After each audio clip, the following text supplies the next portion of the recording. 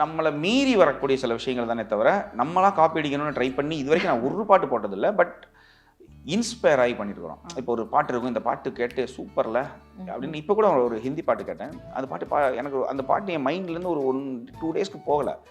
ஆனால் நம்ம அதை அப்படியே போட மாட்டோம். அந்த ராகம் என்னது, அது எப்படி இந்த நோட்டு ஒரு ஆக்சிடென்டெல்லாம் எப்படி யூஸ் பண்ணியிருக்கிறாங்க.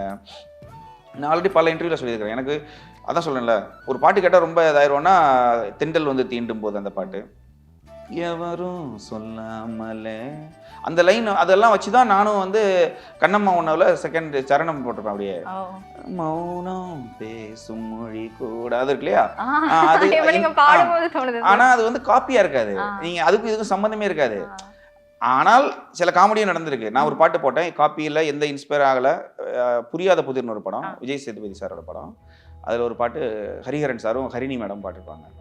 வெள்ளை கனவு ஒன்று உள்ளே நுழைந்தது கண்கள் இருளுதடி, இப்படி ஒரு பாட்டு. இதை ஒருத்தர் ஃபோன் பண்ணி என்கிட்ட சொன்னார், என்னங்க காப்பி அடிச்சிட்டீங்க. நான் என்ன காப்பிங்கன்னா கொக்கு செய்வ கொக்கு கெண்ட மீனை கண்டுனாரு.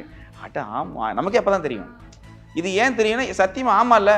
ஏன்னா நம்ம அது வந்து வேற ஒரு படம், அந்த படம் பார்த்துருக்கோம், நம்ம ரசிச்சிருக்கோம். ஒருவேளை அந்த ரசிச்சது நம்ம உள்ளே போயிட்டு தான் இந்த படம் இது வந்திருக்கான்னு தெரியல. பட் வாண்டடாக பண்ணது கிடையாது.